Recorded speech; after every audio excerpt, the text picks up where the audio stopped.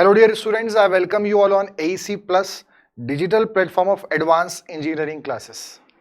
सो आज से हम एक नए सब्जेक्ट की स्टार्टिंग कर रहे हैं यहाँ पे टारगेट सीरीज के अंदर, जिस सब्जेक्ट का नाम है estimation and costing. And civil engineering branch के अंदर जितनी भी एग्जाम्स होती हैं, जेई एग्जाम्स मेनली, इन सब में सबसे ज्यादा वेटेज रखने वाला सब्जेक्ट है एस्टिमेशन एंड कॉस्टिंग, या जिसको quantity serving and costing QSC भी कहा जाता है। तो ये जो सब्जेक्ट है इसका वेटेज जेई एग्जाम में काफी ज्यादा होता है और लगभग 10 to 12 क्वेश्चन 100 में से इसके हमको देखने को मिलते हैं। सबसे मेन खास बात जो ये है इस सब्जेक्ट के साथ कि इसका जो कंटेंट है बहुत लिमिटेड है, ज्यादा डाइवर्सिफाइड सब्जेक्ट नहीं है, एकदम कम कंटेंट और क्वेश्चन ज्यादा आते हैं। तो हम ये बोल सकते हैं काफी स्कोरिंग सब्जेक्ट है। सबसे बड़ा जो स्कोरिंग सब्जेक्ट है सिविल इंजीनियरिंग ब्रांच के अंदर फॉर जेई एग्जाम, वो है एस्टिमेशन एंड कॉस्टिंग। तो इसकी हम जर्नी टारगेट सीरीज में आज से स्टार्ट कर रहे हैं और मैं आपको डिटेल में यहां पर सभी एग्जाम के लिए आपको अलग अलग यहां पर एग्जाम्स के लिए अलग अलग कंटेंट की रिक्वायरमेंट नहीं है। जो मैं क्यूएससी आपको पढ़ाऊंगा वो सभी एग्जाम के लिए सफिशिएंट होगा और हर लेवल के लिए सफिशिएंट होगा। और साथ में मेन चीज ये कि आपको इसके अलावा दूसरे और कंटेंट के लिए सर्च करने की जरूरत नहीं होगी। जितना भी हम यहां पर कंप्लीट पढ़ेंगे उसका सभी का पीडीएफ हमारा जो ऑफिशियल टेलीग्राम चैनल है AC plus app and YT discussion channel, वहां पर आपको मिल जाएगा। तो आप लेक्चर देखने के बाद उस वहां से जो पीडीएफ है उसको आप कंप्लीटली फॉलो कर सकते हैं ताकि अपने आप उसके बेसिस पर शॉर्ट नोट्स बना सकें। तो एक बहुत ही बढ़िया पैकेज, मतलब कंप्लीट डिटेल में एस्टिमेशन कॉस्टिंग, साथ में पीडीएफ नोट्स भी आपको इजीली अवेलेबल हो जाएंगे। तो आइए स्टार्ट करते हैं हमारे इस जर्नी को जिसका नाम है एस्टिमेशन एंड कॉस्टिंग। सबसे पहले हम यहां पर बात करें कि जो टारगेट सीरीज है, तो आज से हमारी टारगेट सीरीज के अंदर 4 सब्जेक्ट्स यहां पर चल रहे हैं। जैसा कि आप सभी लोग जानते हैं कि इसमें जो एसएससी जेईई एग्जामिनेशन 2023 9, 10 एंड 11 अक्टूबर डेट अनाउंस हो चुकी है। डीडीए जेईई एग्जाम का नोटिफिकेशन आ चुका है, साथ में डीए एग्जामिनेशन का भी नोटिफिकेशन आउट हो चुका है। तो अब यहां पर आप सर्च आउट करेंगे कि काफी सारे सब्जेक्ट्स हमारे जल्दी हो जाएं, टाइम पर कंप्लीट हो जाएं, और उसीलिए हम यहां पर टारगेट सीरीज में क्वेश्चन जो हमारे सब्जेक्ट्स हैं उनको बढ़ा रहे हैं। तो मैं आपको पहले बता दूं कि सिविल इंजीनियरिंग के अंदर विजय सर जो इन्वायरमेंटल इंजीनियरिंग कंडक्ट कर रहे थे 4 PM पर सिविल वाले बच्चों के लिए, अब से विजय सर रेलवे इंजीनियरिंग भी कंडक्ट कर रहे हैं 6:30 PM पर। मैं 5:30 PM पर फ्लूइड मैकेनिक्स आपके लिए लेके आ रहा था और अब आपको 12 बजे दिन में 12 बजे एस्टिमेशन एंड कॉस्टिंग भी मैं आपको यहां पे लेकर आऊंगा। सबसे मेन बात ध्यान रखना कि यहां पर जो भी हम मंडे टू फ्राइडे कवर करेंगे उसमें अगर आपके जो भी डाउट आते हैं आप प्लीज कमेंट सेक्शन के अंदर डालें, परेशान होने की जरूरत नहीं है। पीडीएफ कहां मिलेगा वो भी मैं आपको बता दूंगा। कमेंट सेक्शन में आप अपने डाउट को पोस्ट करें ताकि हम सैटरडे के दिन आप और हम लाइव कनेक्ट करेंगे एस्टिमेशन कॉस्टिंग के लिए। आपके जो भी डाउट्स होंगे वो मैं वहां पे सॉल्व करूंगा और साथ में काफी सारे क्वेश्चंस हम जितना हमने कवर किया है उतने टॉपिक्स पर हम ऑब्जेक्टिव क्वेश्चंस की प्रैक्टिसिंग करेंगे।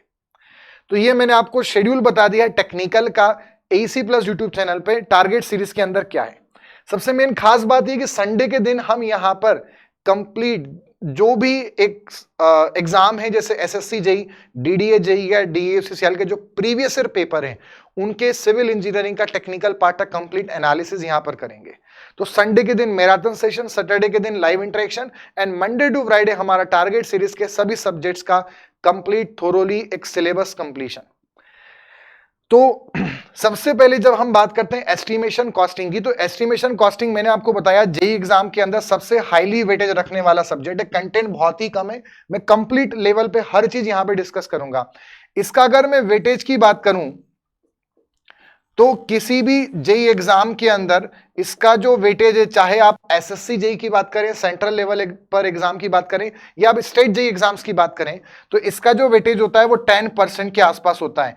मतलब अगर 100 क्वेश्चंस आ रहे हैं तो 10 क्वेश्चन तो मिनिमम आपको इसको देखने को मिलेंगे ही मिलेंगे मिनिमम। एई एग्जाम्स की अगर बात करें तो वहां पर हो सकता है हमें 5 क्वेश्चंस देखने को मिले आउट ऑफ 100। मतलब जेईई में इसका वेटेज बहुत ज्यादा होता है। क्लियर? इसमें टोटल हमारे पास यहां पर 5 यूनिट्स है। पहली हमारी जो यूनिट है वो है इंट्रोडक्शन टू एस्टिमेशन। सेकंड हमारी यूनिट है types of estimate, contract and tenders. जब आप किसी एग्जाम में अगर इंटरव्यू भी किसी राउंड में मेंशन्ड है तो वहां पर जनरली एस्टिमेशन कॉस्टिंग के क्वेश्चन पूछे ही जाते हैं, तो वो भी आपके इसमें कवर होंगे। और कॉन्ट्रैक्ट टेंडर पर वहां पर अक्सर इंटरव्यू क्वेश्चन देखे जाते हैं, तो वो भी कॉन्ट्रैक्ट टेंडर्स भी मैं यहाँ पे कवर कर रहा हूं ताकि आपको इंटरव्यू में भी उसका हेल्प मिले। अगला है मेथड्स ऑफ बिल्डिंग एस्टीमेट, जिसके अंदर हम centre line and long wall short wall method को डिस्कस करेंगे। नेक्स्ट है एनालिसिस ऑफ रेट, जिसको रेट एनालिसिस भी कहा जाता है, जिसके अंदर हम टास्क और डिफरेंट वर्क के अंदर उनका जो मटेरियल क्वांटिटी है वो कैसे कैलकुलेट करते हैं वो सीखेंगे। एंड लास्ट है valuation and miscellaneous part, road estimate जो है वो भी मैं यूनिट नंबर 5 में कवर करूंगा। इन 5 यूनिट्स में से सबसे ज्यादा इंपॉर्टेंट यूनिट कौन सी है, कहां से सर ज्यादा क्वेश्चन आते हैं, तो देखिए आप ये ध्यान रखिए, इसमें सबसे ज्यादा जो इंपॉर्टेंट यूनिट है वो है यूनिट नंबर 1, क्योंकि इसमें हम पढ़ते हैं यूनिट्स ऑफ मेजरमेंट, और सभी एग्जाम के अंदर इन 10 क्वेश्चन में से 2 या 3 क्वेश्चन तो यूनिट ऑफ मेजरमेंट के पूछ लेते हैं कि किस वर्ग की यूनिट ऑफ मेजरमेंट क्या होती है। दूसरी चीज, अगला जो इंपॉर्टेंट है वो है रेट एनालिसिस वाला टॉपिक, क्योंकि कई बार ऐसे क्वेश्चन आते हैं कि 1 cubic metre cement concrete work करने में कितना सीमेंट, कितना सैंड, कितना ग्रेवल लगेगा, तो ये रेट एनालिसिस के अंदर हम पढ़ते हैं। टास्क पर भी एक क्वेश्चन आते ही आता है, तो आउटर्न यानी टास्क एक चीज होती है, तो एक क्वेश्चन वहां से आ जाता है, तो 2 क्वेश्चन इस टॉपिक के हो जाते हैं जनरली, मतलब सभी एग्जाम में 3 यहां से देखने को मिलते हैं, 2 क्वेश्चन यहां से, 5 क्वेश्चन ये हो जाते हैं। और देन इंपॉर्टेंट है वैल्यूएशन एंड मिसलेनियस वाला पार्ट। वैल्यूएशन वाले पार्ट से scrap value, salvage value, valuation की कौन कौन सी मेथड है, या डेप्रिसिएशन या सिंकिंग फंड कॉन्सेप्ट, इनसे क्वेश्चन आते ही आते हैं। तो आप ये मान लीजिए 2 क्वेश्चन यहां से, मतलब ये हो गए हमारे पास 7 क्वेश्चन, रिमेनिंग 3 क्वेश्चन बाकी रिमेनिंग पार्ट से आ जाते हैं। तो ये आप मान के चले मिनिमम 7 क्वेश्चन तो हमारे 3 यूनिट कवर कर रहे हैं। तो मोस्ट इंपॉर्टेंट यूनिट कौन सी है वो भी मैंने आपको बता दिया। अब हम यहां पे स्टार्ट करते हैं हमारा एस्टिमेशन एंड कॉस्टिंग की जर्नी, यात्रा यहां से शुरुआत करेंगे। सबसे पहले आपको यह समझना है, जब भी कोई प्रोजेक्ट स्टार्ट किया जाता है तो उस प्रोजेक्ट के अंदर 2 गोल रखे जाते हैं, 2 मेन उद्देश्य होते हैं। पहला गोल यह होता है कि जो भी आपका प्रोजेक्ट है उसमें जो भी रिसोर्सेज यूज किए जा रहे हैं, रिसोर्सेज जो होते हैं किसी भी प्रोजेक्ट में वो होते हैं 3R या 3M। जो 3M होते हैं वो कौन होते हैं, एक होता है मटेरियल, दूसरा होता है यहां पर मेन पावर यानी लेबर, और एक और M इसमें होता है मशीन। ठीक, तो 3M ये हो गए रिसोर्सेस। इन रिसोर्सेस का वेस्टेज ना हो, इसका वेस्टेज नहीं होना चाहिए, पहला गोल तो हमारे किसी भी प्रोजेक्ट के अंदर ये रहता है। और अगर वेस्टेज नहीं होगा तभी जाकर जो कॉस्टिंग है उस प्रोजेक्ट की, direct cost and indirect costing, direct indirect क्या होती है वो आगे डिस्कस करेंगे। तो ये जो कॉस्टिंग है ये मिनिमम से मिनिमम आनी चाहिए, ये सबसे प्राइमरी गोल होता है, ये पहला गोल होता है। किसी भी प्रोजेक्ट एक्टिविटी में, किसी भी कंस्ट्रक्शन एक्टिविटी में जो कंस्ट्रक्शन कॉस्ट आनी है या जो टोटल कॉस्ट आनी है वो मिनिमम से मिनिमम होनी चाहिए। और वो तभी मिनिमम होगी जब रिसोर्सेस का अलोकेशन, रिसोर्सेस का डिस्ट्रीब्यूशन, रिसोर्सेस का डिवाइडेशन प्रॉपर तरीके से अलोकेशन किया गया हो, यानी उनका वेस्टेज कम से कम हो, तभी कॉस्ट मिनिमम आएगी। दूसरी चीज यहां पर जो गोल होता है वो ये कि जो प्रोजेक्ट ड्यूरेशन है, जो प्रोजेक्ट का टोटल ड्यूरेशन है, या जो हम बोल सकते हैं जो प्रोजेक्ट का कंप्लीशन टाइम है, उसको हमको ऑप्टिमम रखना है। अब इसमें आप ये मत सोचना कि टाइम हम कम से कम करें, देखो टाइम ऑप्टिमम होना चाहिए। अगर हम टाइम बहुत ज्यादा कम करने जाएंगे वो भी हम कर सकते हैं। मान लो किसी प्रोजेक्ट को हमें 6 मंथ्स में कंप्लीट करना है, अगर उसको हम 4 मंथ्स में कंप्लीट करने आए तो हमें मशीन्स बढ़ानी पड़ेगी, तो भी कॉस्टिंग बढ़ जाएगी। और अगर हम टाइम ज्यादा करने गए तो ऐसे केसेस में मशीन्स का यूज कम करेंगे। टाइम ज्यादा होगा तो ऑब्वियस सी बात है रिसोर्सेज ज्यादा यूज होंगे जब डिले होगा प्रोजेक्ट में। तो यानी कि टाइम ना कम होना चाहिए ना ज्यादा होना चाहिए, टाइम ऑप्टिमम होना चाहिए। ये 2 मेन गोल होते हैं, क्लियर है। ये जो 2 मेन गोल हैं, ये जिस सब्जेक्ट के अंदर हम कवर करते हैं ये पूरा प्लानिंग एंड मैनेजमेंट का पार्ट है। इसलिए ये जो प्रोजेक्ट संबंधित जो प्लानिंग मैनेजमेंट होती है उसका हमने सब्जेक्ट बनाया और उसको बोलते हैं कंस्ट्रक्शन प्लानिंग एंड मैनेजमेंट, जो कि हमारे सीपीएम का पार्ट है। या जिसको हम सब्जेक्ट को सीपीएम भी बोलते हैं। यानी सीपीएम वह सब्जेक्ट है जिसके अंदर हमारे मेन दो गोल होते हैं, कॉस्टिंग को मिनिमम करना और साथ में टाइम ऑप्टिमम लेके आना। इसमें पूरा मैनेजमेंट, पूरी प्लानिंग, पूरी शेड्यूलिंग आपकी इन्वॉल्व होती है। आ गई बात समझ में? सबसे मेन बात आती है कि अगर हम सीपीएम के अंदर, कंस्ट्रक्शन प्लानिंग मैनेजमेंट के अंदर, हम किसी भी प्रोजेक्ट एक्टिविटी की कॉस्टिंग को मिनिमम करना चाहेंगे तो उससे पहले तो हमें कॉस्टिंग को फाइंड करना पड़ेगा। अच्छा, अब बात आती है, हम किसी भी प्रोजेक्ट को चालू होने से पहले क्या उस प्रोजेक्ट की प्लानिंग तो पहले ही करनी पड़ेगी, तो क्या उसकी कॉस्ट पहले से ही निकाल सकते हैं क्या? एक्चुअल कॉस्ट नहीं।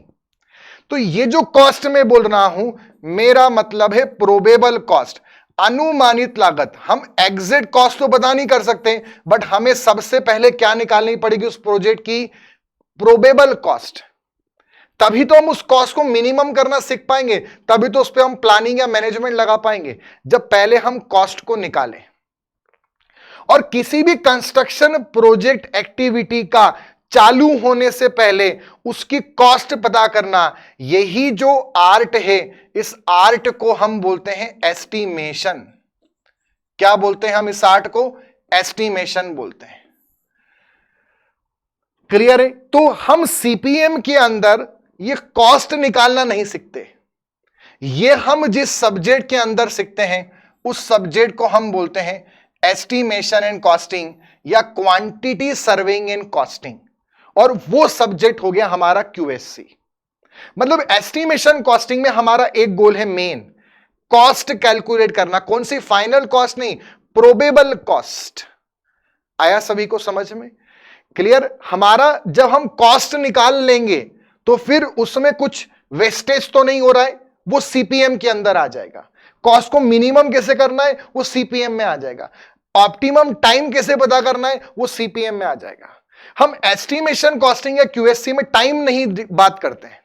हां, अगर हमें काफी एक्सपीरियंस है, जो एस्टिमेशन बना रहा है उस एक्सपीरियंस काफी है फील्ड का, तो वो एक रफ आइडिया जरूर बता सकता है कि हां ये प्रोजेक्ट लगभग इतने टाइम में खत्म हो जाएगा। मतलब एस्टिमेशन कॉस्टिंग या क्यूएससी में सिर्फ प्रोबेबल कॉस्ट पता किया जाता है। मतलब मैं ये बोलना चाहता हूं बच्चों, मेन सब्जेक्ट है हमारा सीपीएम, जिसमें हमारा दो गोल होता है, एक तो कॉस्टिंग को मिनिमाइज करना और दूसरा प्रोजेक्ट का ड्यूरेशन यानी टाइम पता करना, ऑप्टिमम टाइम। और उसका जो एक सब डोमेन है, इसका जो एक सब ब्रांच है सीपीएम का, जिसमें पहले कॉस्ट को पता करेंगे, उसी को हम बोलते हैं एस्टिमेशन एंड कॉस्टिंग। मतलब एस्टिमेशन कॉस्टिंग अपने आप में एक इंडिपेंडेंट सब्जेक्ट नहीं है। Estimation and costing construction planning management का एक सब्सिडरी ब्रांच है, जिसके अंदर हम किसी भी प्रोजेक्ट की प्रोबेबल कॉस्ट को बारे में डिस्कशन करेंगे या फाइंड करेंगे। एस्टिमेशन कॉस्टिंग में हम कसम खाते हैं आज से टाइम की बात नहीं करेंगे। जब प्रोबेबल कॉस्ट निकल गई तो वेस्टेज तो नहीं हो रहा है, मिनिमम कैसे करें, टाइम कैसे पता करें, वो सब सीपीएम में आ जाएगा। This is the idea about हम क्या सब्जेक्ट पढ़ने जा रहे हैं। समझ में आ गया? टाइम का हम बारे में इसमें बात नहीं करेंगे, टाइम का रफ आइडिया जरूर हमें मिल सकता है। और दूसरा, यहां पर हम किसी भी प्रोजेक्ट एक्टिविटी की फाइनल कॉस्ट नहीं, एक्चुअल कॉस्ट नहीं, उसके चालू होने से पहले कितनी उसमें लागत आ सकती है, कितना एस्टिमेटेड कॉस्ट आ सकती है, कितना उसकी प्रोबेबल कॉस्ट हो सकती है, वो हम पता करेंगे। बात आती है सर ये क्यों पता करना है? तो एक रीजन तो मैंने आपको दे दिया कि जब कॉस्ट पता होगी तभी तो मिनिमाइजेशन के बारे में सोचा जा सकता है, तभी तो प्लानिंग या शेड्यूलिंग या मैनेजमेंट उस पर बिठाया जा सकता है। बट इसका सिर्फ एक रीजन नहीं है। एस्टिमेटेड कॉस्ट या प्रोबेबल कॉस्ट किसी भी प्रोजेक्ट एक्टिविटी के चालू होने से पहले पता करना, उसके कई और भी बहुत सारे इंपॉर्टेंट रीजंस होते हैं जो एग्जाम में पूछे जाते हैं। उन पर हम आगे चल के डिटेल में डिस्कशन करेंगे, बट हम अभी हमारे फर्स्ट पार्ट पर आ जाते हैं। So introduction. During any construction activity an engineer focus on the two thing, to reduce the costing, minimise the wastage and to find out the optimum time. और जो ये गोल हम डिस्कस करते हैं वो सीपीएम के अंदर करते हैं। अब कॉस्ट को मिनिमाइज करने की प्लानिंग से पहले उसकी हमें एस्टिमेटेड कॉस्ट निकालनी है पहले। आ गई बात समझ में? और वो हम जिस सब्जेक्ट के अंदर पढ़ते हैं उस सब्जेक्ट को हम बोलते हैं estimation and costing. The art of what is estimation, estimation क्या है? एस्टिमेशन एक आर्ट है, एस्टिमेशन एक कला है, एस्टिमेशन एक प्रोसेस है। व्हाट इज एस्टिमेशन बच्चों? Estimation is an art, estimation is an process. The art of finding the estimated cost is known as estimation. हम ऐसा भी बोल सकते हैं कि एस्टिमेशन जो है वो एक प्रोसेस है। अब जब हम एस्टिमेशन निकालते हैं, हमें एस्टिमेशन के अंदर क्या निकालना है? हमें एस्टिमेटेड कॉस्ट निकालना है। एस्टिमेटेड कॉस्ट कौन सी कॉस्ट होती है? एस्टिमेटेड कॉस्ट एक प्रोबेबल कॉस्ट होती है। प्रोबेबल कॉस्ट का एक और सिनोनिम वर्ड, इसको हम एंटीसिपेटेड, एंटीसिपेटेड का मतलब होता है बच्चों भविष्य निधि, मतलब जो भविष्य में लगे, जो आने वाली हो, अभी से नहीं इन्वॉल्व हो रही है, जो आगे लग सकती है उस प्रोजेक्ट में, एंटीसिपेटेड कॉस्ट हम फाइंड करना चाहते हैं। ये हम कैसे पता करेंगे? इसका सिंपल सा एस्पेक्ट है, उसमें जो कॉस्ट लगेगी मेनली वो किसकी लगेगी? रिसोर्सेस की। तो हम सबसे पहले क्या पता कर लें? क्वांटिटी ऑफ रिसोर्सेज हम यहां पर पता कर लें कि उसमें कितना मटेरियल, कितना मेन पावर, कितना टूल्स एंड प्लांट मशीनरी यहां पर यूज होने वाली है, उसकी क्वांटिटी अगर हम पता करना सीख लें और उसमें उनके रेट से मल्टीप्लाई कर दें जो मार्केट में उन चीजों का प्रिवेलिंग रेट है। ये हमें कहां से मालूम चल जाएगा? रेट हमें नहीं सीखना है। रेट सीपीडब्ल्यूडी या जो अलग अलग गवर्नमेंट बॉडीज होती हैं, रेगुलेटरी बॉडीज, वो rate time to time update करती रहती हैं। तो एक रेड बुक होती है, रेट की एक बुक होती है, रेड बुक नहीं, रेट की एक बुक होती है, इसको बोलते हैं schedule of rate, schedule of rate या SOR.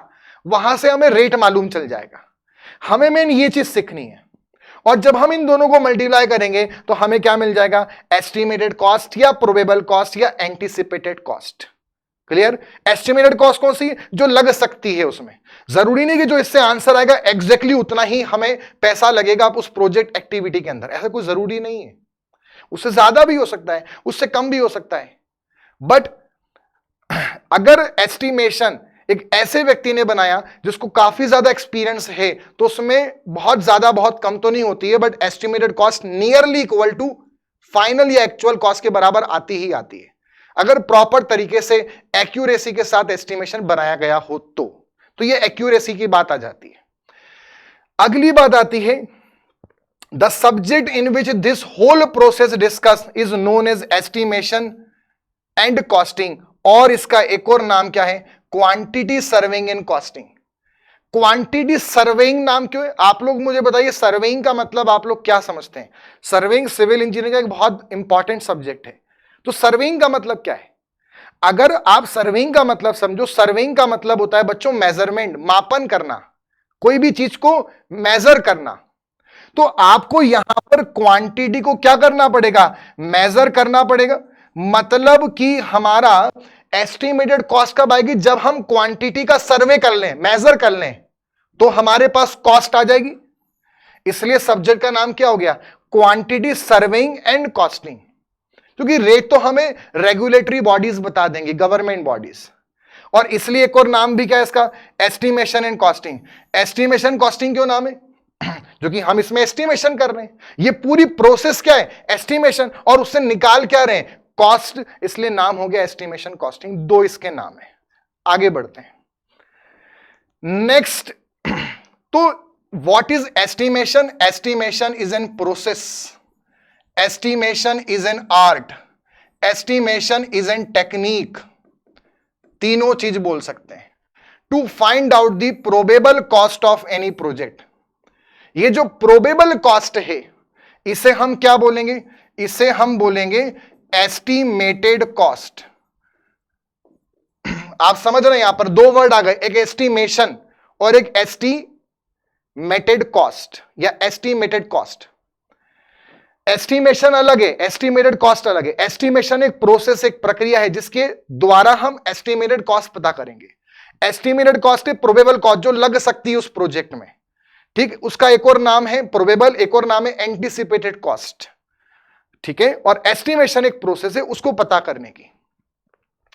It is the process, estimation एक वह प्रोसेस है जो किसी भी व्यक्ति को इनेबल करता है to know beforehand the cost of the construction project. एस्टिमेशन एक वह प्रक्रिया है जिसके माध्यम से हम किसी भी कंस्ट्रक्शन प्रोजेक्ट की कितना लागत उसमें लगने वाली है, लगभग अप्रोक्सीमेट, वो हम पहले से पता कर सकते हैं, अनुमानित लागत।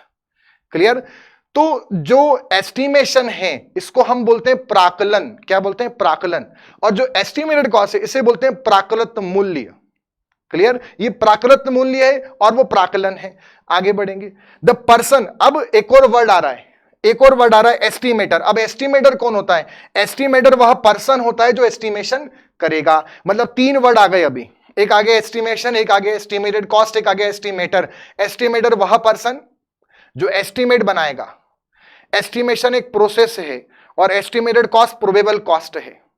अगली चीज यहां पर समझना कि एक और होता है क्वांटिटी सर्वेयर। एस्टिमेटर वो होगा जो क्वांटिटी लेकर रेट का मल्टीप्लाई करेगा और एस्टिमेट तैयार करेगा, वो एस्टिमेटर हो गया। एक और आदमी होता है क्वांटिटी सर्वेयर हर डिपार्टमेंट में। क्वांटिटी सर्वेयर कौन होता है? क्वांटिटी सर्वेयर वो होगा जो क्वांटिटी निकालेगा, जितने भी एक्टिविटीज हो इन्वॉल्व है किसी भी प्रोजेक्ट में, जितने जितने वर्क इन्वॉल्व है किसी भी प्रोजेक्ट में, डिफरेंट टाइप्स ऑफ वर्क होते हैं, डीपीसी वर्क है, प्लास्टरिंग है, अर्थ वर्क इन एक्सकेवेशन है, आरसीसी आरबी वर्क है, उन सब में कितना कितना वो कार्य करना है उस प्रोजेक्ट में, उनकी क्वांटिटी निकालना, वो जो पर्सन निकालता है वो क्वांटिटी सर्वेयर होता है। वो क्वांटिटी सर्वेयर अपना रिजल्ट एस्टिमेटर को देगा, वो रेट का मल्टीप्लाई करेगा और एस्टिमेट तैयार करेगा। तो दो आदमी यहां पर हो गए। अब यहां पर दो डिफरेंस आ जाते हैं कि सर आपने जैसे बोला कि जो प्रोजेक्ट है उसकी जो पहले से जो कॉस्ट है वो एस्टिमेटेड कॉस्ट है, तो फिर अगर मान लो प्रोजेक्ट हमारा चालू हो गया, एग्जीक्यूट होना, और वो खत्म हो गया, तो उसके हर स्टेजेस पे अलग अलग बिल्स बने होंगे, मटेरियल, लेबर, मेन पावर, सब कुछ के, मशीन्स के, अदर कुछ इनडायरेक्ट कॉस्ट, कॉन्ट्रैक्टर प्रॉफिट, ये सब भी होगा। तो जो फाइनल उसमें कॉस्ट लगी पूरी ओवरऑल, जब वो कंप्लीट हो गया उसके बाद, तो वो कौन सी कॉस्ट है फिर? तो यानी कि बच्चों कॉस्ट भी अब दो प्रकार की हो जाती है। मैंने पहले ही कहा था मैं प्रॉपर तरीके से आपको एस्टिमेशन पढ़ाऊंगा, जिसके बाद आपको किसी और सोर्स को देखने की जरूरत नहीं है। ध्यान से समझेंगे, कॉस्ट दो प्रकार की, एक एस्टिमेटेड कॉस्ट और एक फाइनल और actual cost. Final actual cost क्या है? ये वह कॉस्ट होती है जो किसी भी कंस्ट्रक्शन प्रोजेक्ट के खत्म होने के बाद जो हमें मालूम चलती है। मतलब किसी भी प्रोजेक्ट एक्टिविटी में जितने भी एक्सपेंडिचर हुए, जितने खर्चे हुए, जितना व्यय हुआ, उन सबको जोड़ देंगे तो जो कॉस्ट मालूम चलेगी वो क्या होगी? फाइनल कॉस्ट या एक्चुअल कॉस्ट। और एस्टिमेटेड कॉस्ट वो है जो हम एस्टिमेशन की मदद से, प्रक्रिया की मदद से पहले से पता कर सकते हैं। उसके अपने कुछ रीजंस हैं क्यों हम पता कर रहे हैं, वो क्या है वो हम आगे डिस्कस करेंगे। So it is the anticipated cost and it is the sum of all expenditure calculated after the completion of project. सबसे मेन डिफरेंस ये है कि एस्टिमेटेड कॉस्ट जो होती है वो प्रोजेक्ट चालू होने से पहले पता की जाएगी, और फाइनल कॉस्ट जो है वो पता नहीं, वो आपको मालूम ही तब चल पाएगी जब प्रोजेक्ट कंप्लीट हो गया हो। ये दोनों में जमीन आसमान का डिफरेंस है, सिंपल सी बात है। और ये दोनों कितनी करीब करीब होंगी ये डिपेंड करेगा हमारे एस्टिमेटर वाले जो व्यक्ति हैं, जो सर हैं, उन्हें कितना एक्सपीरियंस है फील्ड का। जितना उनकी एक्यूरेसी होगी, एफिशिएंसी होगी, उतना अच्छा हम एस्टिमेटेड कॉस्ट फाइनल कॉस्ट से करीब ला पाएंगे। नेक्स्ट आता है व्हाट इज एस्टिमेट। लो भैया, अब एक और चौथा नाम आ गया, एस्टिमेशन, एस्टिमेटेड कॉस्ट, एस्टिमेटर, और अब चौथा नाम है एस्टिमेट। फिर रिपीट कर रहा हूं, एस्टिमेशन प्रोसेस है,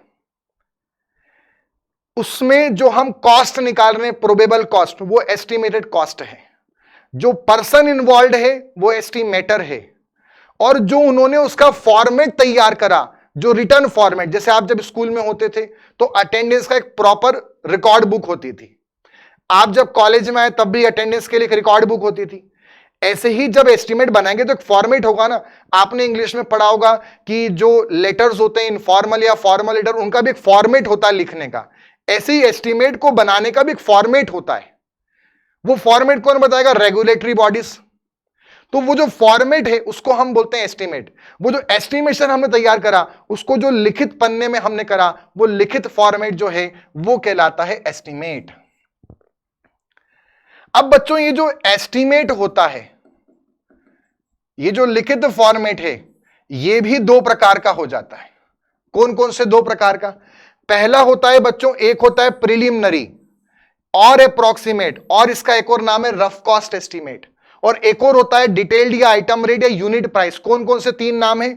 डिटेल्ड या आइटम रेट या यूनिट प्राइस एस्टीमेट, और एक और कौन है? प्रिलिमिनरी या अप्रॉक्सीमेट या रफ कॉस्ट एस्टीमेट। प्रिलिमिनरी को प्रारंभिक प्राकलन कहा जाता है। यह पहले किया जाता है हमेशा किसी भी प्रोजेक्ट में, और यह जब हो जाएगा उसके बाद ये करेंगे। कब करेंगे, क्यों करेंगे, वो सब बाद में बताऊंगा।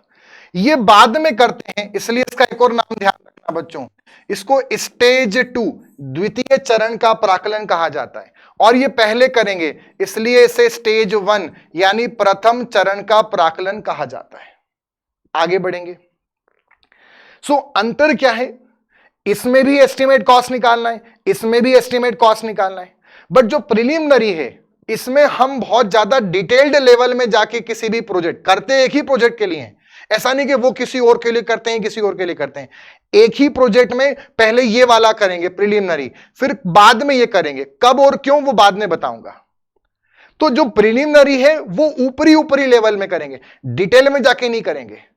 तो हो सकता है कि जो प्रिलिमिनरी एस्टिमेट से एस्टिमेट कॉस्ट आए वो थोड़ी सी दूर आ सकती है फाइनल से, उसमें कुछ एरर्स हो सकते हैं, वो डिटेल लेवल पे जाके नहीं निकाली है। इसलिए सेफ्टी फैक्टर के लिए उसमें थोड़ा सा एक्स्ट्रा कुछ चीजें ऐड की जाती हैं। जैसे हम बोल सकते हैं कि मान लो हम कहीं पे घूमने जा रहे हैं, हम कहीं पर वेकेशन प्लान कर रहे हैं, फैमिली के साथ एक ट्रिप प्लान कर रहे हैं, तो हमने किसी से सुना कि अगर शिमला जाने के लिए 50,000 रुपए लगने वाले हैं, ऐसा मिश्रा जी ने बताया, और शर्मा जी इस बार सोच रहे हैं शिमला जाने का। तो वहां पर वो क्या करेंगे, अगर 50,000 तो पड़ोसी ने बताया, इतना तो उनका पैसा लगे, फिर भी खुदा न खास्ता मान लो कि कुछ एक्स्ट्रा लग गया, थोड़ा कुछ महंगाई बढ़ गई, तो वो 10,000 रुपए एक्स्ट्रा जोड़ लेते हैं कि मान लेते हैं 50 + 10 60,000 रुपए में तो लगभग हम घूम के आ जाएंगे। तो ये 10,000 क्या था, उन्होंने एक्स्ट्रा, उनको नहीं पता, हो सकता है आगे भविष्य में लग जाए, वहां जाने पर कुछ चीजों में चेंजेस आ जाए, उन्हें नहीं पता।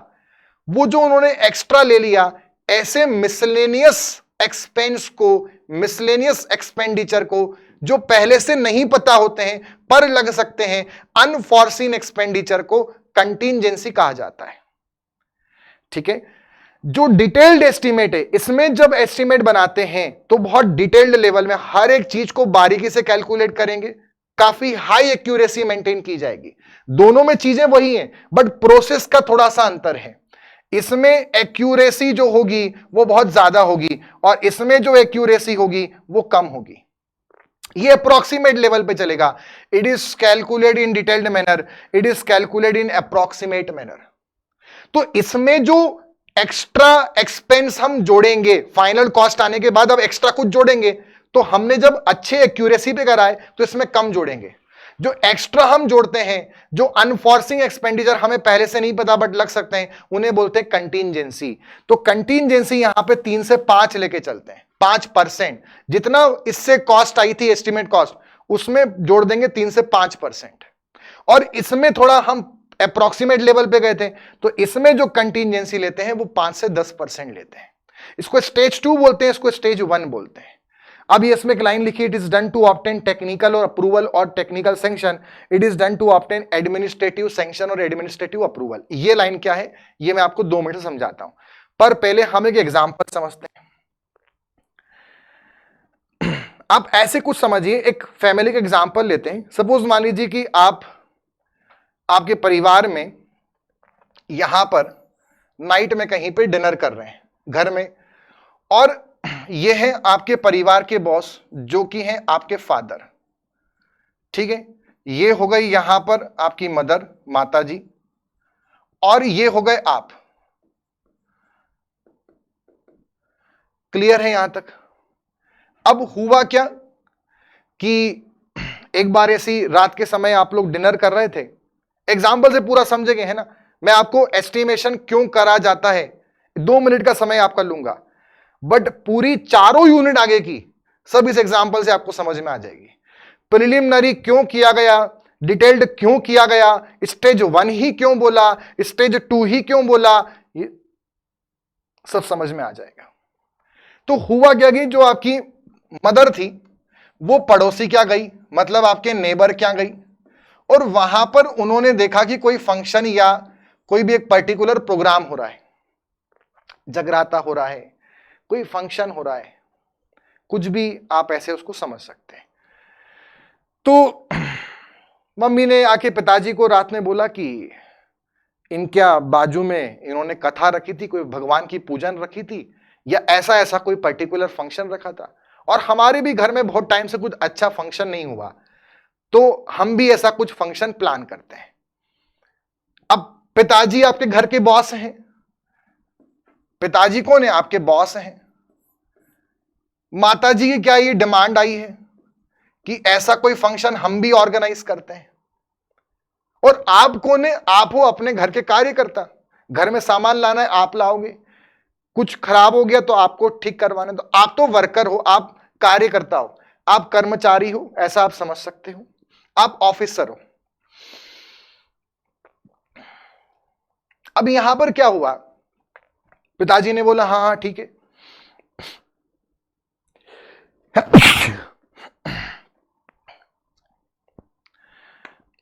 पिताजी ने बोला हाँ ठीक है, प्लान करते हैं, अभी इतना जल्दी नहीं करेंगे, बट कुछ 6 महीने बाद इसको सोचते हैं।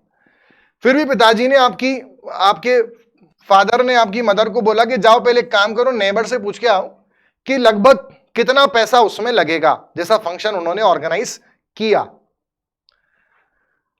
तो यहां पर पहले ऊपरी ऊपरी तौर से पैसा पूछ के आने के लिए आपकी मदर को आपके पिताजी ने कहा। आपकी मदर फिर वो चीज पता करके आ गई, उन्होंने बताया कि 2-3 दिन बाद बताया कि यार मैंने उनसे पता करा, और जो पड़ोसी हैं उनके तो उस फंक्शन में 25,000 रुपए के आसपास लगे। आपके फादर को आके बता दिया। आपके फादर ने बोला चलो ठीक है, काम करते हैं।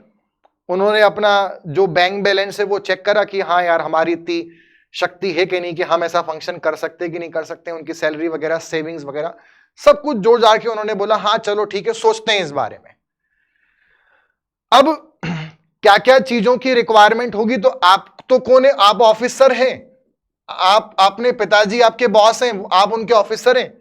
आपके पिताजी ने अब फिर आपको बोला कि जाओ एक काम करो, तुम जो जो इसमें चीजें लगनी हैं उनका डिटेल्ड में लेकर हर एक चीज में पूरा एक्सपेंस पता करो, कितना खर्चा लगभग आ जाएगा, एग्जैक्ट तो पूछेंगे ही नहीं, डिटेल में पता करके आओ। अब तुम मान लो वो 4 महीने जब करना था वो आने वाले हैं, अब अगले महीने ही वो फंक्शन करना है। ये जब बात कब थी, जब थोड़े टाइम पहले, जब 2-3 महीने थे, अब 1 महीना बचा है। अब उन्होंने बोला जाओ डिटेल में एक बार पूछ के आओ, सब जगह पता करो कि टेंट का सामान कितने का आएगा, लाइटिंग, साउंड वगैरह सारी चीजें। आपने वो पता करी और आके उनको बता दी कि हाँ लगभग जो है 28,750 रुपए लगभग इतने लग सकते हैं, मैंने डिटेल्ड लेवल में कैलकुलेट करा है, और जो कंटिजेंसी है वो भी एक्स्ट्रा मैंने सब उसमें जोड़ लिया है।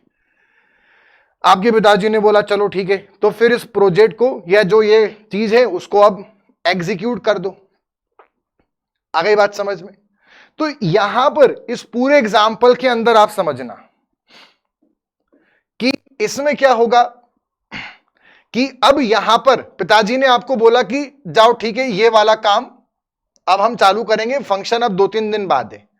अब देखो कोई भी फंक्शन होता है आजकल आप जानते हैं इवेंट मार्केटिंग कंपनी होती है, इवेंट मैनेजमेंट कंपनी होती है। तो पिताजी ने बोला कि नहीं यार ये हम सब ये टेंट वेंट लाइट साउंड ये सब पूरा खाने वगैरह का हम लोग अपन नहीं करेंगे, अपन तो एक काम करते हैं एक इवेंट मैनेजमेंट कंपनी को बुला लेते हैं और उनको बोलते हैं तुम बताओ कितने रुपए लोगे, इतना लगभग लग रहा है, अपने पता कर लिया है। अब उन्होंने 5वें पार्ट में क्या करा, खुद ने ना वो इन्वॉल्व हुए, उन्होंने इवेंट कंपनी को बुला लिया। कैसे बुलाया, अलग अलग जगह उन्होंने बोल दिया पड़ोसी में यार तुम्हारे पास किसी का नंबर हो उनको बोल देना हमें जरूरत है। व्यक्ति आ गया, उससे उन्होंने बिल बनवा लिया। अब वो व्यक्ति बोलता मान लो 30,000 रुपए, तो वो उससे पूछते, सही नहीं होता तो वो हाँ नहीं करते। ऐसे अलग अलग बिल उनसे पूछवा के बताओ कितना लगेगा सारा। उस व्यक्ति ने किसी एक ने बोला 27,000, बाकी सबने ज्यादा बताया और उनको समझ नहीं आया। उन्होंने बोला डन, तुम ही अब हमारी इवेंट कंपनी हो और तुम ही हमारे फंक्शन करोगी घर का, और वो फंक्शन की पूरी तैयारी इन्होंने चालू कर दी। क्लियर है यहां तक? और उनसे साइन करवा लिए कि लो ये तुम्हारे जो भी एग्रीमेंट हम कर लेते, और फिर इनसे जो भी ऐसे बहुत सारे लोग आए थे इवेंट कंपनी के, E1 आया था, E2 आया था, E3 आया था, उनको सबका, इन दो का नहीं जमा, इसका जम गया। तो उन्होंने इसके साथ में एग्रीमेंट कर लिया कि चलो अब तुम ही हमारी वो कंपनी हो फाइनल, और तुम अब एक काम चालू करो। और अब फाइनली वो जो प्रोग्राम था वो उनके घर में सक्सेसफुली एग्जीक्यूट हो गया। इतना समझ में आया? बस बस QSC की पांचों यूनिट यहां पे खत्म हो गई इस एग्जाम्पल के अंदर। अब जरा यहां पर एग्जाम्पल का मतलब समझना, आपको मजे आ जाएंगे। जो इस घर में जो बॉस थे, ये अगर आपकी एक सोसाइटी है, ये कोई एक कंस्ट्रक्शन प्रोजेक्ट है, वो जो फंक्शन है वो अगर एक कंस्ट्रक्शन प्रोजेक्ट है, तो जो फादर हैं वो गवर्नमेंट बॉडी है, वो गवर्नमेंट है, रूलिंग गवर्नमेंट। और रूलिंग गवर्नमेंट को हम ऑनर भी बोलते हैं। क्या बोलते हैं? Owner of that particular project. जो मदर है, जो डिमांड लेके आई मार्केट में, जो डिमांड लेके आता है वो हमेशा कौन होती है? वो होती है पब्लिक। तो ये पब्लिक डिमांड आती है अलग अलग गवर्नमेंट के पास में कि इलेक्शन आने वाले हैं, तो अपने आप हो जाता है, नहीं आने वाले हैं तो चक्कर लगाते रहो। और आप जो हैं, आप कौन है? आप वो डिपार्टमेंट हैं जो उस पर्टिकुलर प्रोजेक्ट में डील करते हैं। जैसे अगर मान लो आपका जो डिमांड आई वो इरिगेशन कैनाल की आई, तो फिर इरिगेशन डिपार्टमेंट। अगर जो डिमांड आई वो किसी ब्रिज की आई, तो फिर PWD। और अगर वो किसी रूरल एरिया में रोड की आई, तो फिर RES डिपार्टमेंट। तो वो आपको सारे काम बताए जाएंगे। आप जो यहां पर अलग अलग डिपार्टमेंट हो, जैसे कि आप हो PWD, आप हो RES, तो ये सब कहलाते हैं यहां पर कंपिटेंट अथॉरिटी, रिस्पॉन्सिबल डिपार्टमेंट। आप कंपिटेंट अथॉरिटी हो, सारी चीजें आपको बोली जाएंगी। तो मदर हो गई पब्लिक डिमांड, जो चीज लेकर आई, फादर हो गए गवर्नमेंट या ऑनर, और जो वहां पर आप थे वो हो गए आप डिफरेंट डिपार्टमेंट्स के कंपिटेंट अथॉरिटी। क्लियर है यहां तक? अब सबसे पहले क्या हुआ? पब्लिक डिमांड आती, पब्लिक डिमांड आई, इनके पास गई, इनके पास गई, तो ये सो नहीं कि ये हाँ कर देंगे, ये पहले देखेंगे कि उनके पास गवर्नमेंट फंड है या नहीं उतना। जैसे पिताजी ने सैलरी चेक करी, फंड के बाद सबसे पहले वो क्या बोलेंगे? जाओ पहले इसकी कॉस्ट पता करके आओ। अब इस एग्जांपल में मदर को बोल दिया, पर वो जो फादर हैं वो किसको बोलेंगे? जो गवर्नमेंट है वो किसको बोलेगा? कंपिटेंट अथॉरिटी को, डिपार्टमेंट को, कंसर्न डिपार्टमेंट को। जाओ पहले इस पर्टिकुलर प्रोजेक्ट का डिटेल में नहीं, ऊपरी ऊपरी एस्टीमेट कॉस्ट निकाल के लाओ। वो हो गया हमारा प्रिलिमिनरी या स्टेज 1 एस्टीमेट। ये जो कॉस्ट हमने पता करी, ये हो गई हमारा प्रिलिमिनरी एस्टीमेट वाली कॉस्ट। ये हो गई हमारी अप्रोक्सीमेट एस्टीमेट कॉस्ट, जो हमने स्टेज 1 से पता करी, अप्रोक्सीमेट, जिसमें कंटिजेंसी 5 से 10% लेते हैं। अब जब ऐसा हो गया और उन्होंने चेक करा कि जैसे यहां पिताजी ने चेक करा था, हाँ हाँ चलो कर सकते हैं, अगर उनको लगा कि नहीं इतनी सेविंग नहीं, तो वो मना कर देंगे। तो यहां पर जब ये आप प्रिलिमिनरी एस्टीमेट बनाओगे कंपिटेंट अथॉरिटी, तो वो फिर आप किसको सबमिट करोगे? वापस आप गवर्नमेंट को सबमिट करोगे, जो वहां पे डिसाइडिंग अथॉरिटी होगी। वो बोलेगी हाँ इसको कर सकते हैं। मेन तो इलेक्शन वाला कारण होता है कि हाँ चलो कर सकते हैं। अगर उन्होंने हाँ करा या ना करा, तो उसको कहा जाता है एडमिनिस्ट्रेटिव सैंक्शन। क्या कहा जाता है?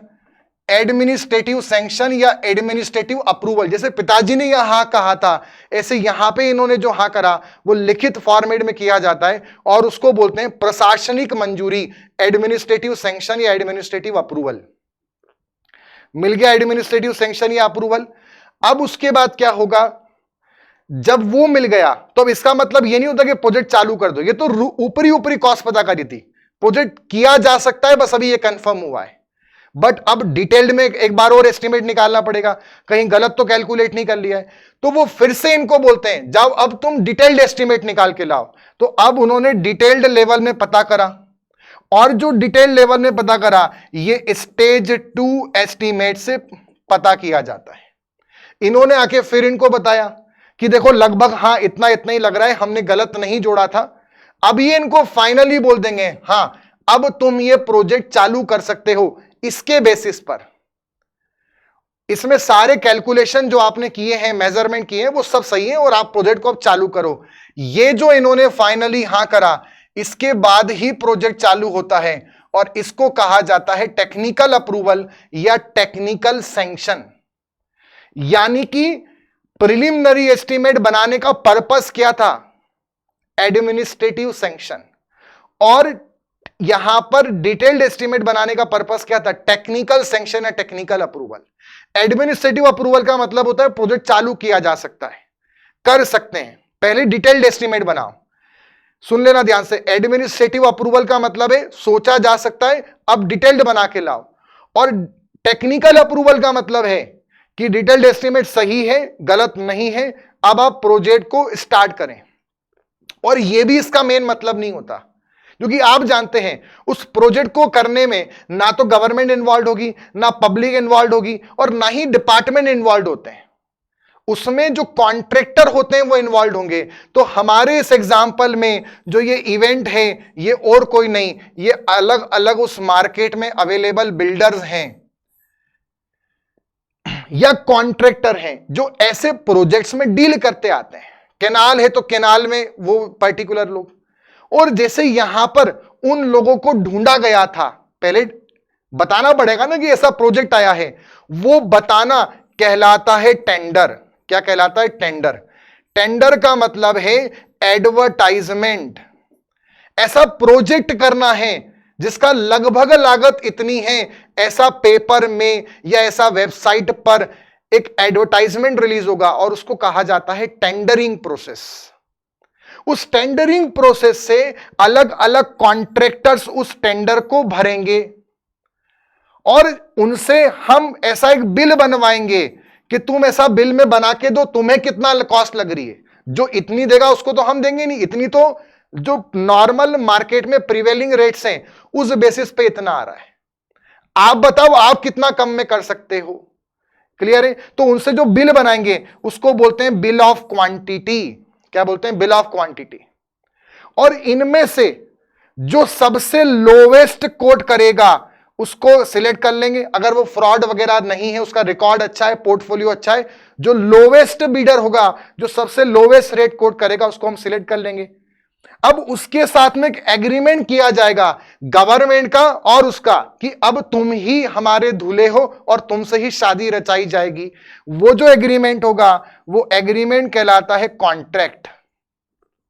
मतलब कॉन्ट्रैक्ट प्रोसेस एक एग्रीमेंट प्रोसेस है। जब कॉन्ट्रैक्टर मिल जाता है, जब लोवेस्ट बिडर मिल जाता है, और टेंडरिंग एडवर्टाइजमेंट है, उसको ढूंढना टेंडरिंग है, और उससे शादी रचाना मतलब शादी करने से पहले वर या वधू ढूंढना टेंडर है, और मिल जाने के बाद शादी रचाना, पंडित जी को बुलाकर 7 फेरे करवाना कॉन्ट्रैक्ट है। आ गई बात समझ में?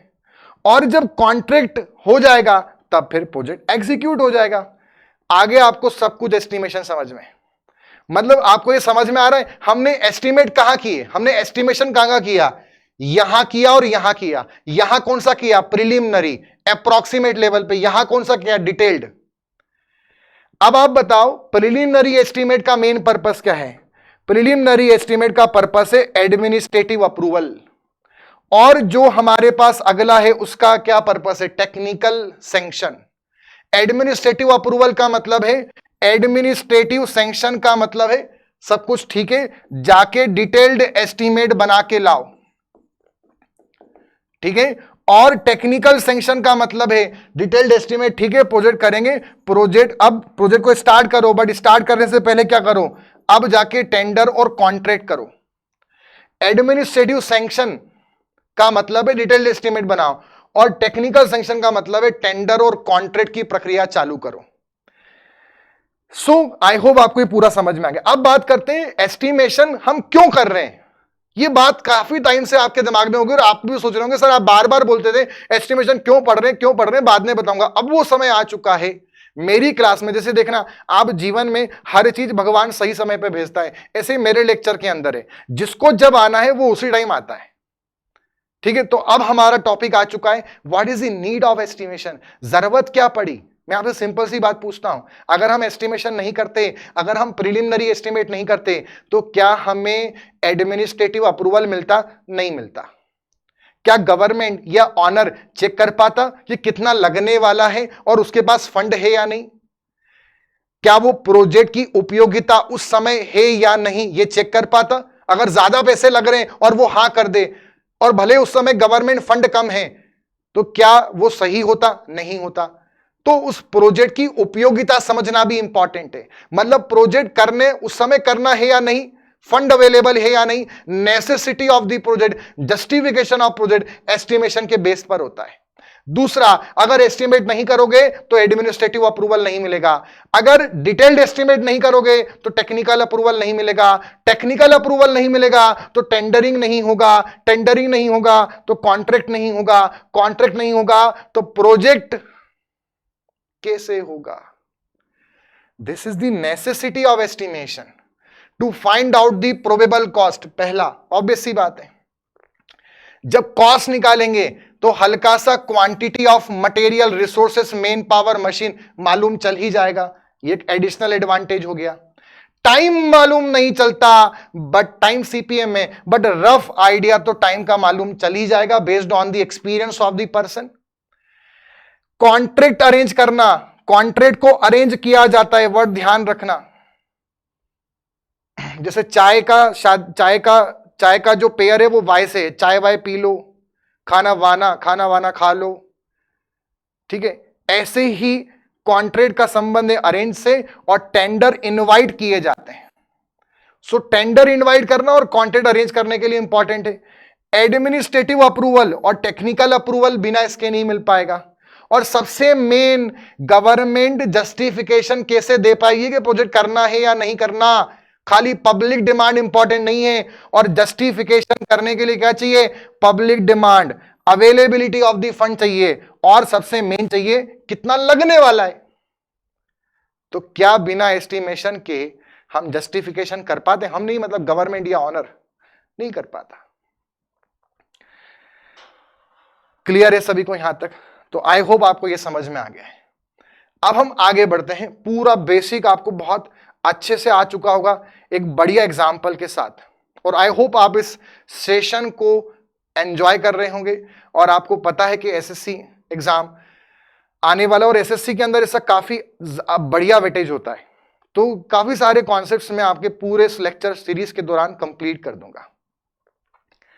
अब हम आगे बढ़ते हैं। किसी भी कंस्ट्रक्शन प्रोजेक्ट के अंदर एक वर्क नहीं होते, बहुत सारे डिफरेंट टाइप्स ऑफ वर्क होते हैं, और वो सारे वर्क जब होते हैं तब जाकर वो प्रोजेक्ट कंप्लीट हो पाता है। जैसे मैं एक बिल्डिंग प्रोजेक्ट की बात करूं, तो पहले हमें मिट्टी का खुदाई कार्य करना पड़ेगा फाउंडेशन डालने के लिए। फिर खुदाई हो गई तो उसके बाद फाउंडेशन डालना पड़ेगा। फाउंडेशन डालने के बाद उसमें प्लिंथ बनाना पड़ेगा, अगर मकान को जमीन से उठाना है तो। प्लिंथ के बाद फिर उसमें डीपीसी वर्क देना पड़ेगा। डीपीसी के बाद सुपर स्ट्रक्चर में ब्रिक वर्क आएगा। वो हो जाने के बाद फिर roofing, flooring, plastering, painting, distempering, wiring, अरे बहुत सारी चीजें आ जाएंगी। इन हर एक चीज को, वो हर एक छोटे छोटे एक्टिविटी जिनसे मिलकर, जिनको खत्म होने के बाद, सबके खत्म होने के बाद वो प्रोजेक्ट होगा। किसी भी प्रोजेक्ट में जो डिफरेंट डिफरेंट वर्क इन्वॉल्व होते हैं उनको हम बोलते हैं आइटम, या उनको बोलते हैं वर्क, और उनको एक और इनका नाम है, इनको हम एक्टिविटी भी बोलते हैं। सीपीएम जब पढ़ते हैं तो ये सब एक्टिविटी के नाम से जाने जाते हैं। So different activity involve in project is known as item और दी वर्क। जैसे DPC, damp proofing course, brick work, RCC work वगैरह वगैरह। आ गई बात समझ में? तो हमें क्या करना है बच्चों? एस्टिमेशन तो करना है। एस्टिमेशन के लिए प्रिलिमिनरी तो हम कर लेंगे नॉर्मली बेसिस पर, बट हम जब डिटेल्ड एस्टिमेट करने जाएंगे तो डिटेल्ड एस्टिमेट के लिए हमें क्या करना पड़ेगा? जब हम डिटेल्ड एस्टिमेट बनाएंगे, समझना, जब हम डिटेल्ड एस्टिमेट बनाएंगे तो सबसे पहले डिटेल्ड एस्टिमेट बनाने के लिए सबसे पहली स्टेप क्या होगी? पहले तो हमें जो भी आइटम्स हैं, जितने जितने वर्क हैं, उन सब की क्वांटिटी निकालनी पड़ेगी। आरसीसी वर्क कितना करना पड़ रहा है, डीपीसी कितना करना पड़ रहा है, ब्रिक वर्क कितना करना पड़ रहा है, मतलब आइटम की क्वांटिटी निकालनी पड़ेगी। फिर दूसरी स्टेप में क्या करना पड़ेगा, इससे हमारा अभी आंसर नहीं आएगा, अभी दूसरी स्टेप, अब इसको रेट से मल्टीप्लाई नहीं करेंगे, अब वो जो भी क्वांटिटी आई, मान लो x क्यूबिक मीटर अलग अलग वर्क का आया, 3 क्यूबिक मीटर ब्रिक वर्क करना है, 4 क्यूबिक मीटर डीपीसी करना है, 100 क्यूबिक मीटर अर्थ वर्क करना है, वगैरह वगैरह। अब हमें यह पता करना पड़ेगा कि per unit quantity of item के अंदर, per unit quantity of any item में कितना हमारा क्वांटिटी लग रहा है, किसका, ऑफ रिसोर्सेस। रिसोर्सेस मेनली कहां लगेंगे, अलग अलग वर्क में लगेंगे, अलग अलग प्रकार के लगेंगे भाई, किसी में मेन पावर, किसी में मशीन, किसी में मटेरियल, वगैरह वगैरह। तो वो जो 3M हमने बोले हैं, मटेरियल, मेन पावर, मशीन, उनकी क्वांटिटी पता करनी पड़ेगी for unit quantity of work. मतलब पहले तो हम ये पता करेंगे ब्रिक वर्क कितना करना है, एग्जांपल दे रहा हूं एक वर्क को लेके, ब्रिक वर्क कितना होना है, हमने पता कर लिया ब्रिक वर्क होना है हमारा 100 क्यूबिक मीटर किसी प्रोजेक्ट में। अब हम ये पता करेंगे 1 क्यूबिक मीटर ब्रिक वर्क करने में हमें कितनी, कितना सीमेंट लगेगा, कितना सैंड लगेगा, कितना वाटर लगेगा, और दूसरे अदर चार्जेस कितने लगेंगे, उनकी सबकी क्वांटिटी पता करेंगे। आ गई बात समझ में। क्वांटिटी पता करने के बाद उनका जो रेट होगा मार्केट में, उन सबका जो रेट होगा वो पता करेंगे, और सब क्वांटिटी का मल्टीप्लाई किससे कर देंगे, रेट से उनका मल्टीप्लाई कर देंगे। तो उससे हमारे पास यहां पर कॉस्ट आ जाएगी। ये जो कॉस्ट होगी ये प्रोजेक्ट की कॉस्ट नहीं है, ये जो कॉस्ट आई ये 100 क्यूबिक मीटर ब्रिक वर्क की कॉस्ट नहीं है, ये कॉस्ट आई, बट ये आई cost rupees per cubic metre of brick work. आ गई बात समझ में, 1 क्यूबिक मीटर ब्रिक वर्क में कितना लागत आएगी। आ गई बात समझ में। तो हम क्या करेंगे, ऐसे ब्रिक वर्क का हमने कर लिया, फिर ऐसे ही हम आरसीसी, ऐसे ही हम आरबी वर्क, ऐसे ही हम फ्लोरिंग, ऐसे ही हम आरबी वर्क, ऐसे ही हम प्लास्टरिंग, ऐसे ही हम पॉइंटिंग, ऐसे ही हम वुडन वर्क, सबका ऐसे ऐसे करते जाएंगे। फाइनली जो ये आएगा, इसको हम, ये जो किसी भी चीज का जो कॉस्ट आता है पर समथिंग, उसको रेट कहा जाता है। तो ये कहलाएगा rate of brick work. Rate of brick work का मान लो ये आया, सपोज आंसर आया Y rupees per cubic metre अलग अलग वर्क का। तो जब मैं इस रेट का मल्टीप्लाई इस क्वांटिटी से कर दूंगा, x इंटू वाई कर दूंगा, तो मेरे पास फाइनली जो आएगा वो आएगा एस्टिमेटेड कॉस्ट। सबको ऐसे ऐसे जोड़ दूंगा सभी वर्क के। ये है मेरी स्टेप नंबर 3 कि जब मेरे पास 1 क्यूबिक मीटर ब्रिक वर्क का, 1 क्यूबिक मीटर वर्क का रेट आ गया, एक मतलब हर चीज का, हर वर्क का रेट निकाल लो, 1 क्यूबिक मीटर करने में कितना लग रहा है, 1 स्क्वायर मीटर में कितना लग रहा है, उसका मल्टीप्लाई क्वांटिटी से कर दो, तो हमें एस्टिमेटेड कॉस्ट, सबको जोड़ देंगे, एस्टिमेटेड कॉस्ट आ जाएगी। मतलब डिटेल्ड एस्टिमेट कॉस्ट 3 स्टेप में निकलेगी। पहले मटेरियल नहीं, पहले वर्क की क्वांटिटी निकालो, फिर उसके बाद वर्क के बाद उस वर्क में इन्वॉल्व सारे मटेरियल की क्वांटिटी निकालो, फिर उनको उनके रेट से मल्टीप्लाई करो, उससे रेट आएगा। ये जो हम कर रहे हैं जिसमें हम वर्क की क्वांटिटी निकाल रहे हैं, यह है हमारी यूनिट नंबर 3, जिसका नाम है मेथड ऑफ बिल्डिंग एस्टिमेट या method of road estimate. Road के अंदर ट्रेपेजॉइडल फार्मूला, सिम्पसन्स फार्मूला, इनकी मदद से हम ये निकालते हैं। ठीक है। बिल्डिंग के अंदर centre line method, long wall, short wall method आपने पढ़ा होगा उनको, उनकी मदद से हम ये निकालते हैं। मटेरियल नहीं निकालते, अलग अलग वर्क जो होने उस बिल्डिंग में, उस प्रोजेक्ट में जितने भी वर्क इन्वॉल्व है, आइटम इन्वॉल्व है, उन सबकी क्वांटिटी निकालते हैं। वो निकाल लिया, कितना क्यूबिक मीटर या कितना स्क्वायर मीटर या कितना रनिंग मीटर में वो काम होना है वो निकाल लिया। फिर उनका एक एक क्यूबिक मीटर में, एक स्क्वायर मीटर में, एक रनिंग मीटर में कितना मटेरियल लग रहा है, कितना मेन पावर, कितना मशीन, वो निकालेंगे। फिर रेट हमें SOR, शेड्यूल ऑपरेटिंग बुक होती है, आगे बताऊंगा उसके बारे में, उसमें रेट होता है, उससे मल्टीप्लाई करेंगे, उससे कॉस्ट आएगा per cubic metre of work, per square metre, unit and item के लिए वर्क आएगा। आंसर आएगा, कॉस्ट आएगा, उसको बोलते हैं रेट। ये जो है ये हमारा यूनिट नंबर 4, जिसको हम बोलते हैं rate analysis. Unit item, unit quantity के लिए कॉस्ट निकालना रेट एनालिसिस कहलाता है। और जब ये कर लेंगे तब लास्ट में आता है एस्टिमेटेड कॉस्ट। मतलब 3 स्टेप है। सबसे पहले क्या करना पड़ेगा, वर्क की क्वांटिटी, फिर उस वर्क का रेट निकालना पड़ेगा, और उस वर्क के रेट को उसकी क्वांटिटी से मल्टीप्लाई करेंगे तो एस्टिमेट कॉस्ट आएगा। आई होप आपको ये समझ में आ गया। पर इस सब से पहले हमें यह सीखना पड़ेगा कि जितने भी वर्क हैं उनको किस यूनिट में नापा जाता है। आप देख रहे होंगे, सुन रहे होंगे, मैंने बार बार बोला कि cubic metre, square metre, running metre, मतलब सभी वर्क क्यूबिक मीटर में नहीं नापे जाते। सबका जो मेजरमेंट है उसकी यूनिट, अरे मेजरमेंट तो सिखा दूंगा, रेट निकालना सिखा दूंगा, बट सबसे मेन ये यूनिट हमें सीखनी होगी। ये जो यूनिट है इसको हम बोलते हैं यूनिट ऑफ मेजरमेंट, जिसमें हर वर्क का मापन किया जाता है, सेंटर लाइन या long wall short wall method में। और ये जो यूनिट है इसको बोलते हैं यूनिट ऑफ पेमेंट। ये वह यूनिट है जिससे पेमेंट दिया जाता है, यूनिट ऑफ पेमेंट, भुगतान की इकाई। आ गई बात समझ में? तो अभी इस चैप्टर में जो हमारा रिमेनिंग पार्ट है इसमें हम यूनिट ऑफ मेजरमेंट पहले पढ़ेंगे, तभी जाकर हम यूनिट नंबर 3 में वर्क क्वांटिटी मेजरमेंट और रेट एनालिसिस कर पाएंगे। तो पहले यूनिट सीखेंगे और ये चैप्टर तब उसके बाद फिनिश हो जाएगा। और यूनिट से क्वेश्चन आता ही आता है, यानी जेईई एग्जाम में क्यूएससी सबसे इंपॉर्टेंट, और क्यूएससी का सबसे important questions unit of measurement और यूनिट ऑफ पेमेंट पे आते हैं। आ गई बात समझ में? स्टेप्स मैंने आपको बता दी। एक बात और बता दूं, यूनिट ऑफ मेजरमेंट और यूनिट ऑफ पेमेंट 99% वर्क में सेम होता है।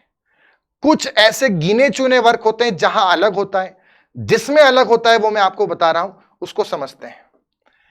तो यानी कि स्टेप्स इन्वॉल्व क्या है? सबसे पहले डिफरेंट आइटम की क्वांटिटी पता करना, जो यूनिट नंबर 3 है।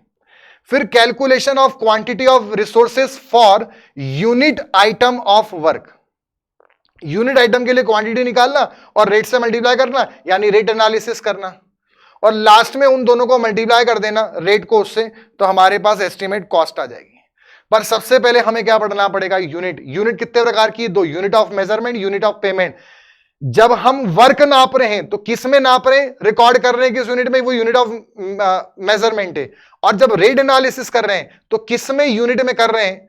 कितना रुपीस पर फलाना, वो यूनिट ऑफ पेमेंट है। अब देखो, different items are measured in different units known as units of measurement. Sometime unit of payment which is mentioned in SOR, ये एसओआर में दी होती है किसमें कितनी लेनी, मैं आपको अभी पढ़ेंगे हम। ये कुछ वर्क में ही डिफरेंट होती है और इसको हम बोलते हैं यूनिट ऑफ पेमेंट। कुछ में अलग होती, बाकी सब में सेम है। जिसमें अलग होती है उसका पूछा जाता है। जैसे अर्थ वर्क, जो मिट्टी का खुदाई कार्य है, मृदा कार्य, उसका unit of measurement cubic metre है, बट यूनिट ऑफ पेमेंट जो है वो परसेंटेज क्यूबिक मीटर है। कितना है? Percentage cubic metre. जैसे ब्रिक्स, ब्रिक्स का एग्जांपल, इनका जब मेजरमेंट करते हैं तो नंबर्स में करते हैं, किसी भी वर्क में कितनी ब्रिक्स लगने वाली है, 3000 ईंटें, 4000 ब्रिक्स, 5000 ब्रिक्स। बट जब पेमेंट करते हैं, क्योंकि बहुत सारी ईंटें होती हैं, तो जो पैसा लिखते हैं वो एक ईंट का नहीं लिखते, परसेंटेज नंबर, मतलब 100 ईंट का या 1000 ईंट का लिखा जाता है। मैं एग्जांपल देता हूं आपको। जैसे जब हम अर्थवर्क मेजर करेंगे तो हम बोलेंगे हमें इस बिल्डिंग में 300 cubic metre brick work, earthwork करना है, खुदाई कार्य। पर जब रेट एनालिसिस करेंगे और उसका फाइनल रेट आएगा, कितना पैसा लगेगा उस खुदाई करने में, तो हम ऐसे मेंशन करेंगे। सपोज मान लो लगना है 5 रुपए पर क्यूबिक मीटर। 1 क्यूबिक मीटर मिट्टी खोदने के 5 रुपए लगना है, पर ऐसे नहीं लिखेंगे, ऐसे लिखेंगे 500 रुपीस पर परसेंटेज क्यूबिक मीटर। बात वही है वो, पर लिखना ऐसे है बस, क्योंकि बहुत ज्यादा होता है। तो 100 क्यूबिक मीटर के पैसे लिखे जाते हैं, तो उससे कैलकुलेशन करने में थोड़ा आसान हो जाता है बस, और नथिंग मोर देन दैट। तो 100 क्यूबिक मीटर के 500, तो 1 क्यूबिक मीटर का 5 रुपए, बात बराबर है। ऐसे ही ब्रिक्स में आप समझो, ब्रिक्स के अंदर हमारी ईंटें लगने वाली है मान लो 5 लाख। ईंटें लगने वाली हैं। बट जब पेमेंट का लिखना है, मान लो एक ब्रिक जो आती है वो 7 रुपए की आती है, या मान लो 10 रुपए की आती है, फर्स्ट क्लास ब्रिक है 10 रुपए की आती है, dummy example, first class brick है 10 रुपए की आ रही है एक ब्रिक। तो अब जब इसका पैसा लिखेंगे वहां पर रेट एनालिसिस में ऐसे नहीं लिखेंगे 10 रुपए, वहां पे लिखेंगे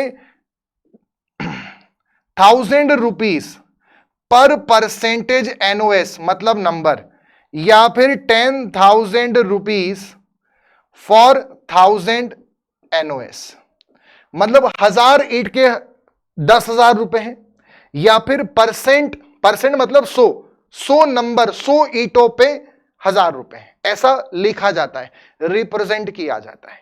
तो ये दो आपको ध्यान रखना है, यूनिट ऑफ मेजरमेंट ये है और यूनिट ऑफ पेमेंट ये है। आई होप आपको इतना समझ में आ गया।